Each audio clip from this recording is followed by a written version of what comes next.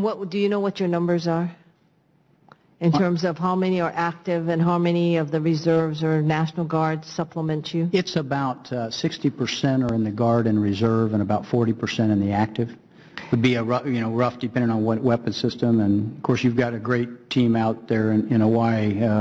General Wong and his team have been superb, and figuring out new ways that we can take full advantage of the total force, sharing airplanes and figuring out the best way to use the Guard and active duty, which has really been very positive.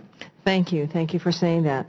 I'm really curious about whether you have had any problems with, I think it's Article 10, Title 10 and Title 32, because as you know, the Guard really is a state function, Sure. Reports and appointed by the Adjutant General, is appointed Sure. by the Governor, and how do you work out the chain of command, I guess, for lack of a better description? Certainly, when they are flying a federal mission, obviously they get paid for that, and when they do that, they come onto our orders, and then they use our normal chain of command.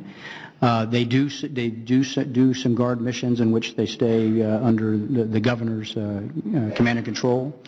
I would say that for us, especially on the mobility side, I am very, very happy with how that all works. But it's fairly simple given the fact that we give them a mission, they fly it, and they get paid for that. It works out well overall, and it's a little easier for us, especially on the airlift side. Tanker the same way. For the most part, any time that we've had a national emergency, I've never once had a governor say, well, I'm holding the tankers back or the 130s or the C-17s, not once. They always know that this is part of this. Where we really get into, you really see the value is for a domestic disaster like Katrina. And at that point, how do we make sure that we're using not only the Guard Bureau but our support to NORTHCOM and making sure that all comes together. And I would say that has gone very well. We saw that in Haiti. Really some very, very good work in making sure that General McKinley as the National Guard Bureau chief and us working through that. It really has not been a problem.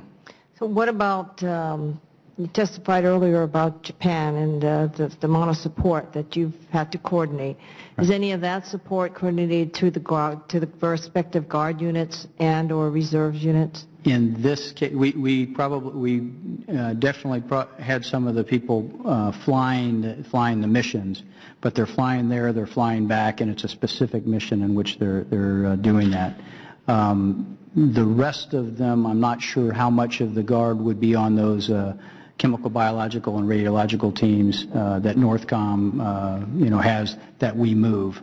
I'd have to get that for the record for you. Have you also had occasion to call into service like commercial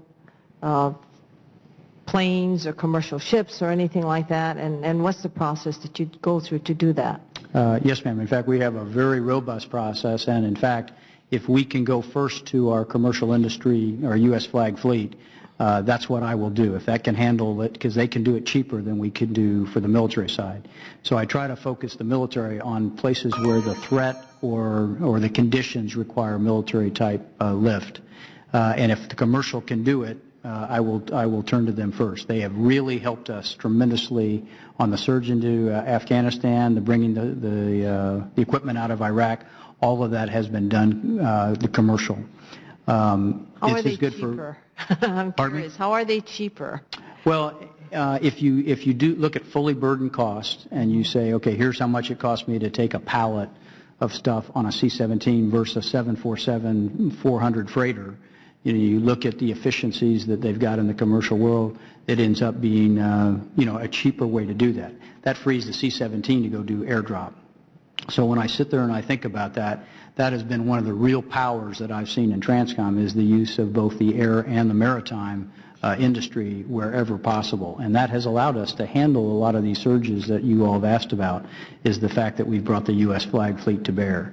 We basically contract with them. And it is U.S. flagged. Yes, ma'am. Thank you very much. Thank you, Mr. Chair. Thank you.